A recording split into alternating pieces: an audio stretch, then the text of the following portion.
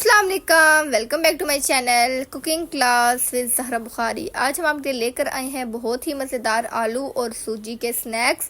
बहुत ही ज़बरदस्त बनकर तैयार होगा और फटाफट बनने वाली रेसिपी है, आपने इसे ज़रूर ट्राई करना है।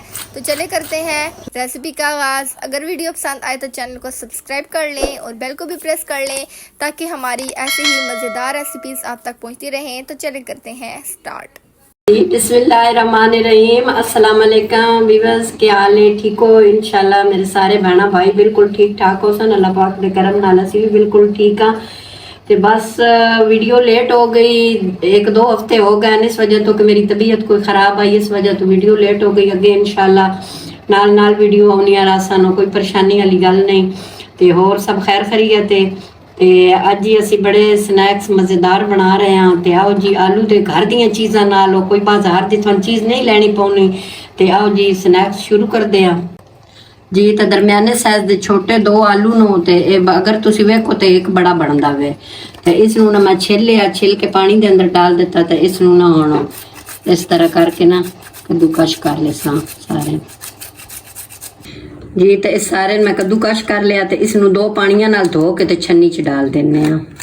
तो इसके अंदर डालते हैं 2 चम्मच के बराबर कुकिंग ऑयल जी। इसके अंदर डाल देने हैं सफेद जीरा, 1/2 खाने वाली चम्मच। इसनू हल्का जा फ्राई करना। इसके अंदर ही डाल देना 1 हरी मिर्च चॉप की हुई।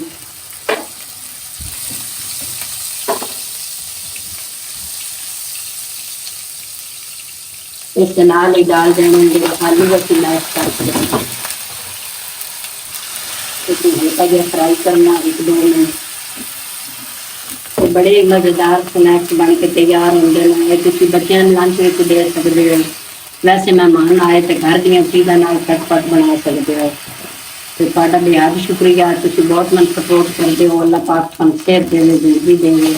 मेरे सारे बहन भाई धियाँ पुत्र जितने भी हैं सारे अल्लाह पाक सेहत तंदुरुस्ती दे जी। 3 मिनट हो गए इसमें फ्राई करते हुए आए, अच्छे जब फ्राई हो गए तो इसके अंदर डाल देने 2 कप पानी। 2 कप हो गए। इसके अंदर जो चीज़ें डालनी वो डाल लेना। ये इतने हेल्दी ना स्नैक्स हो।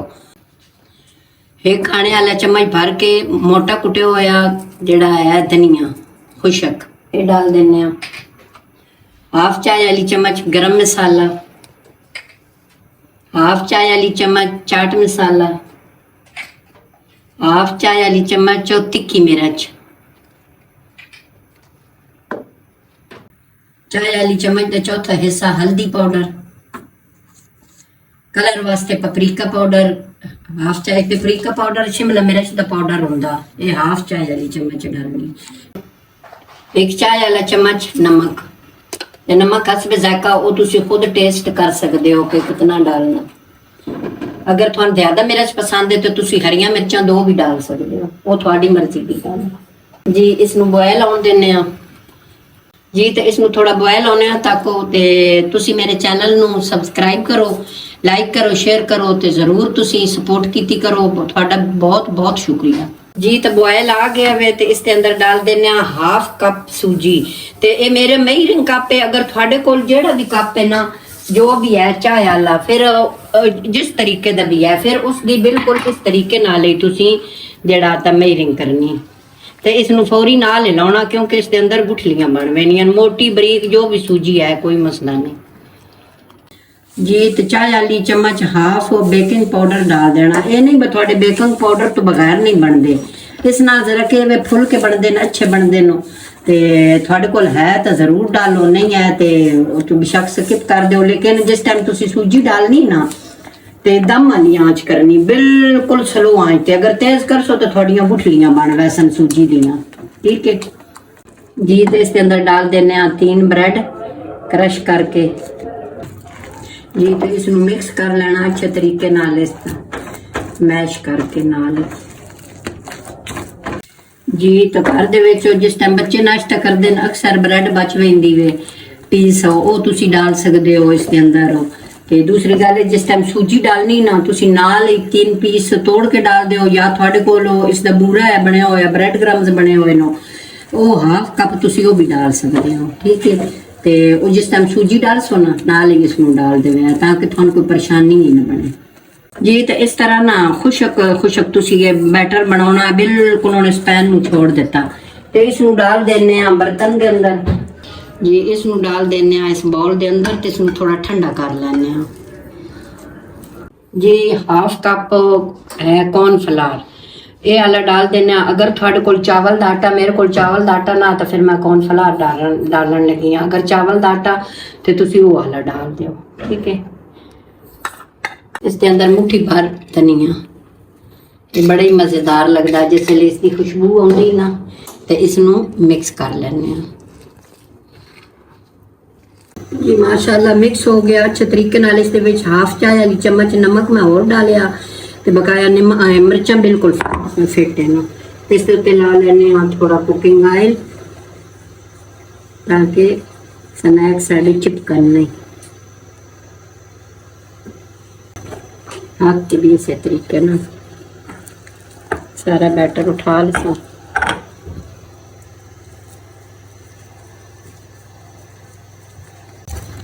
ये इस तरीके नाल ना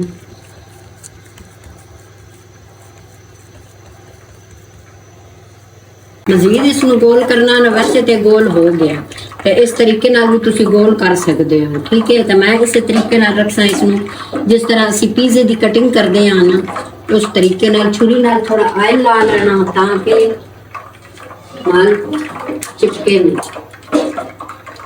इस तरीके नाल इस तरह पिज़्ज़ा ना कट दे बिल्कुल चीज़ है। छुरी दे नाल तुसी ऑयल जरूर लाना जो जेड़ी शेप थानू पसंद है तुसी वो वाली दे सकते हो जी। इस तरीके नाल ना तुसी उठा लेना।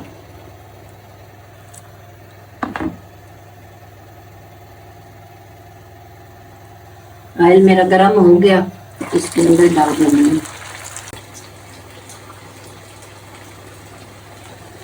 इस तरीके नाल ना जितने फ्राईपैन के अंदर आउन ना तुसी डाल लेना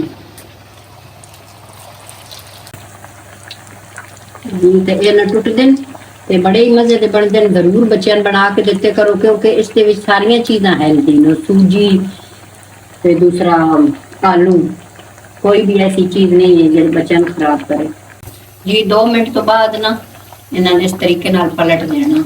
ये बिल्कुल भी टुटदे नहीं बड़े ही मज़ेदार क्रिस्पी बनते हैं माशाल्लाह। माशाल्लाह जी तैयार हो गए बहुत ही मजे के तैयार हो क्रिस्पी। इसे निकाल लेने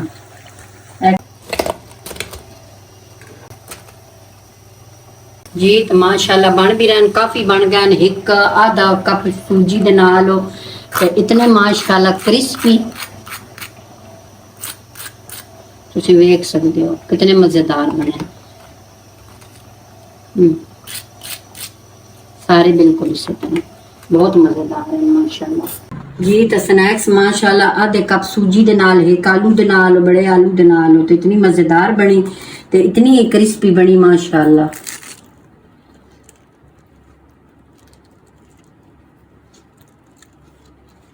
इतनी मजेदार है ना माशाल्लाह माशाल्लाह। ये थोड़े वास्ते मेरे बहना भाइयों वास्ते ते बहुत ही मजेदार है माशाल्लाह। तुसी जरूर ट्राई करें इंशाल्लाह थाने ये वीडियो बहुत पसंद आउसी। कम बजट दे नाल हो ते अपनी सेहत का भी ख्याल रखा करो साडे वास्ते की दुआवां कीतियां करो दुआवां याद रखा करो ठीक है जी। इस दे नाल मैं चाहनी हूं इजाजत अल्लाह हाफिज। फिर मिलते हैं एक न्यू रेसिपी के साथ तब तक के लिए अल्लाह हाफिज। चैनल को like share comment and subscribe जरूर कीजिएगा और बेल को भी प्रेस कर लें ताकि हमारी हर न्यू अपलोड आप तक आसानी पहुंच सके। खुश रहें आबाद रहें अल्लाह हाफिज।